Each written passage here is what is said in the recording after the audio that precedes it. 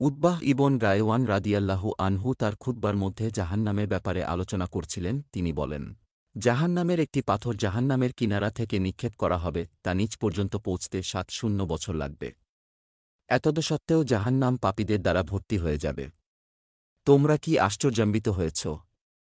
৪ কে যখন জাহান্নামে নিক্ষেপ করা হবে, তখন জাহান্নাম বলবে, আরও অতিরিক্ত আছে কি?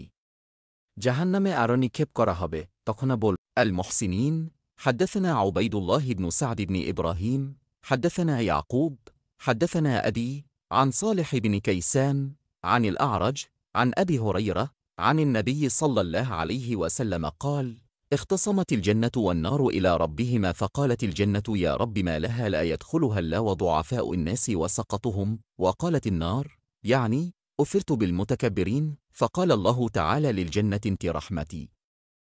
উবায়দুল্লাহ ইবনু সাদ ইবনু ইব্রাহিম আবু হুরায়রা থেকে বর্ণিত, নবী সাল্লাল্লাহু আলাইহি ওয়াসাল্লাম বলেছেন, জান্নাত ও জাহান্নাম উভয়টি স্বীয় প্রতিপালকের কাছে অভিযোগ করল। জান্নাত বলল, হে আমার প্রতিপালক, আমার ব্যাপারটি কি হল যে তাতে শুধু নিঃস্ব ও নিম্ন শ্রেণীর লোকেরাই প্রবেশ করবে? এদিকে জাহান্নামও অভিযোগ করল, অর্থাৎ আপনি শুধুমাত্র অহংকারীদেরকেই আমাতে প্রাধান্য দিলেন। আল্লাহ জান্নাতকে লক্ষ্য করে বললেন, তুমি আমার রহমত। জাহান্নামকে বললেন, তুমি আমার আযাব। আমি যাকে চাইব তোমাকে দিয়ে শাস্তি পৌঁছাব। তোমাদের উভয়কেই পূর্ণ করা হবে। তবে আল্লাহ তাআলা তার সৃষ্টির কারও উপর জুলুম করবেন না। তিনি জাহান্নামের জন্য নিজ ইচ্ছানুযায়ী নতুন সৃষ্টি পয়দা করবেন। তাদেরকে যখন জাহান্নামে নিক্ষেপ করা হবে, তখন জাহান্নাম বলবে, আরও অতিরিক্ত আছে কি? জাহান্নামে আরও নিক্ষেপ করা হবে, তখন বলবে, আরও অতিরিক্ত আছে কি? এভাবে ৩ বার বলবে।